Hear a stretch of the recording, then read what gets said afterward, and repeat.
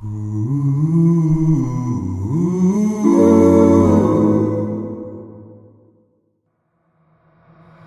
bias, low noise.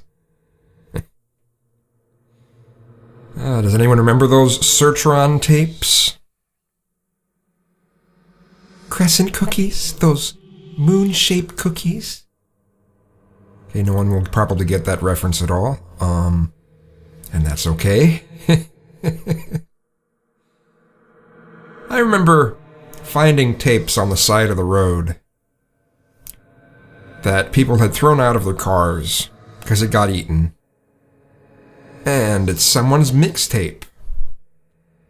And, you take it apart, you splice it back together, and try to play it.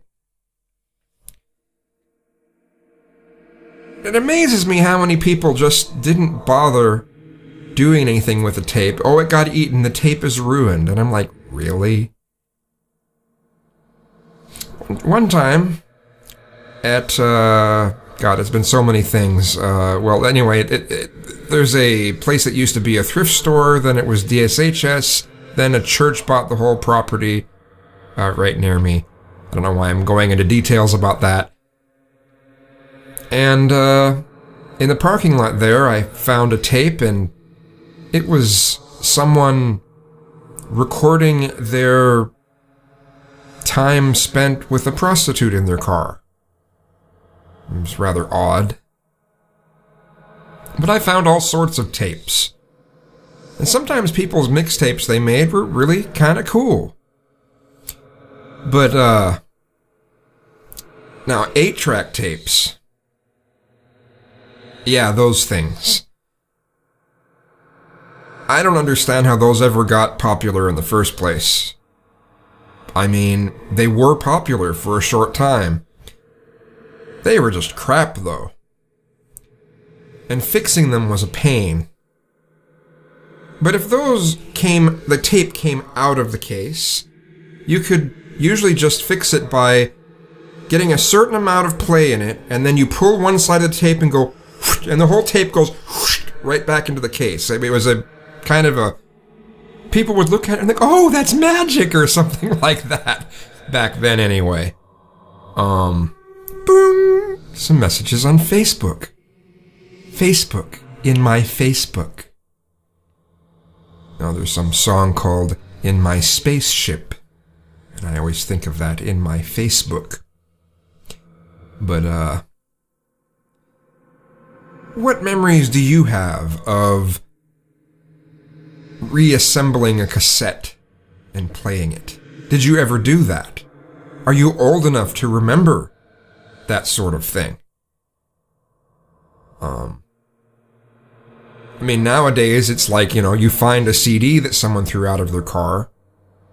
Well, not even nowadays. Nobody uses those anymore.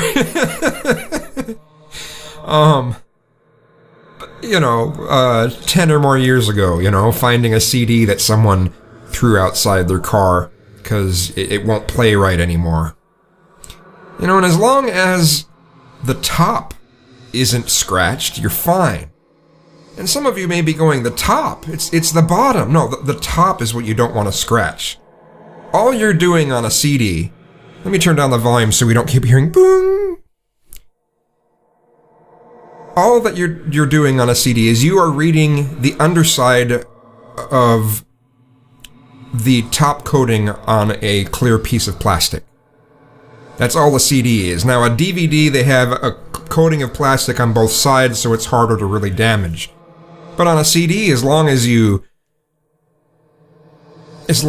the top isn't scratched, you can rebuff the bottom and everything's fine.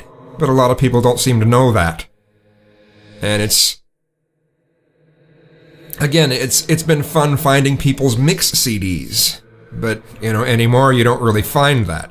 Of course, now it would have to be finding someone's thumb drive. They threw their thumb drive out the car because, no, that's not it either, because people will have stuff on their phones or their iPods or whatever, and it's not about having a thumb drive with all your stuff on it. It's weird. It's weird. And I'm just rambling. So, you know. Biases. High bias, low noise. I always thought that was a funny phrase too. Low noise.